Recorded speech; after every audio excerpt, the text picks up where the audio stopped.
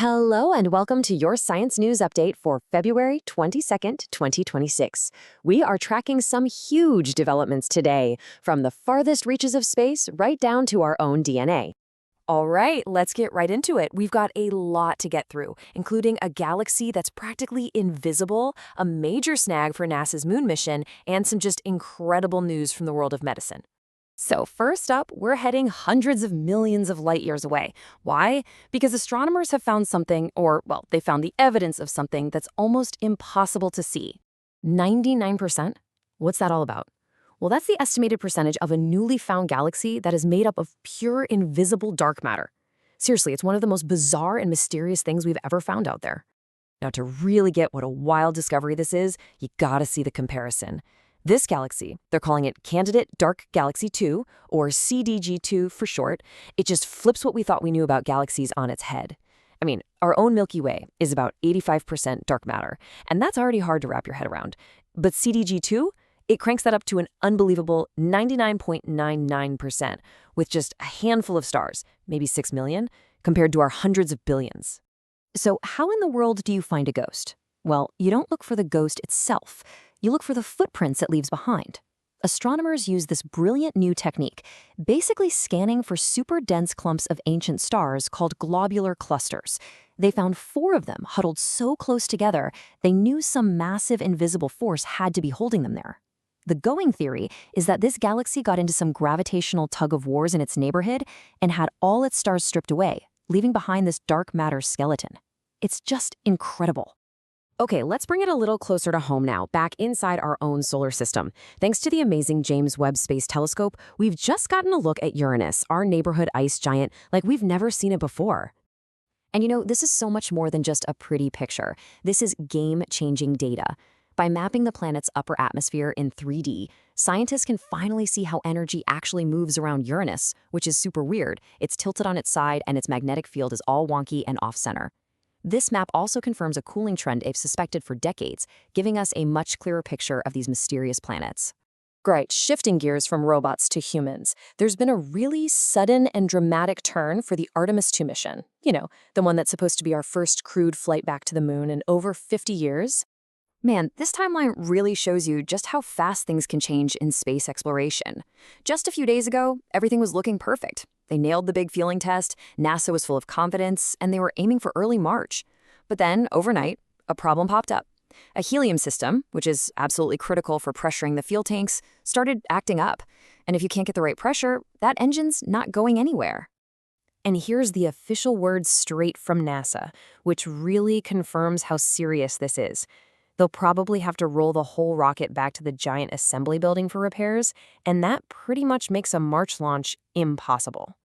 So, what's the bottom line? This historic mission, sending astronauts Reed Wiseman, Victor Glover, Christina Cook, and Jeremy Hansen around the moon, is officially on hold.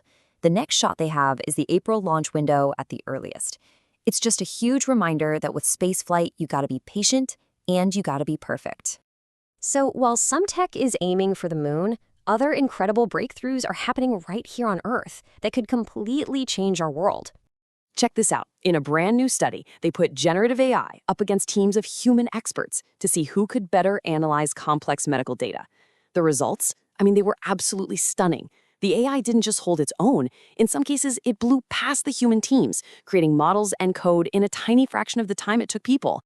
And speaking of major leaps, physicists over in Norway think they might have just found the holy grail for quantum computing. It's called a triplet superconductor. So a regular superconductor can move electricity with 0 resistance, which is cool. But this stuff can also transport something called electron spin, which is absolutely essential if we're ever going to build stable, powerful quantum computers. So what's the big deal here? Well, the impact could be huge. They use the specific alloy, niobium-rhenium, and it seems to solve one of the biggest headaches in quantum computing, keeping the qubits stable.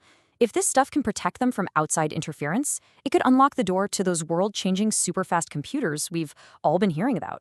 How about this for a number? 10,000 years. That's how long your data could potentially last, all thanks to Microsoft's Project Silica. Get this. They are figuring out how to store massive amounts of information in super durable glass, like the same kind of stuff your glass baking dishes are made of. It could preserve our digital history for literally millennia. Hey, we're bringing you these updates every 24 hours. If you want to make sure you don't miss the next big thing in science and technology, just take a second to hit that like button and subscribe to the channel. It really helps us out a ton. All right, for our last section, let's talk about something that affects all of us, the incredible breakthroughs happening right now on the human health front. Okay, this next one is a real curveball.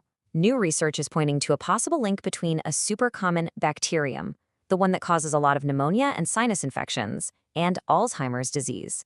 The study found that this bug can actually make its way into the brain, and once it's there, it seems to kick off the exact kind of inflammation and nerve damage that we see with Alzheimer's.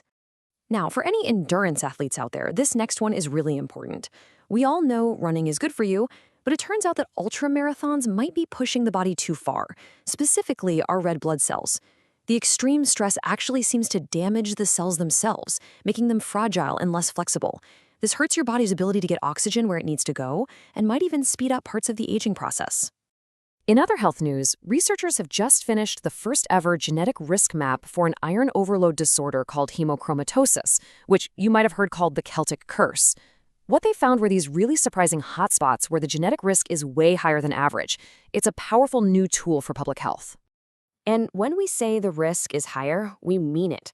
In some of these hotspots, like in Northwest Ireland, as many as 1 in every 54 people carry the genetic risk for the disease.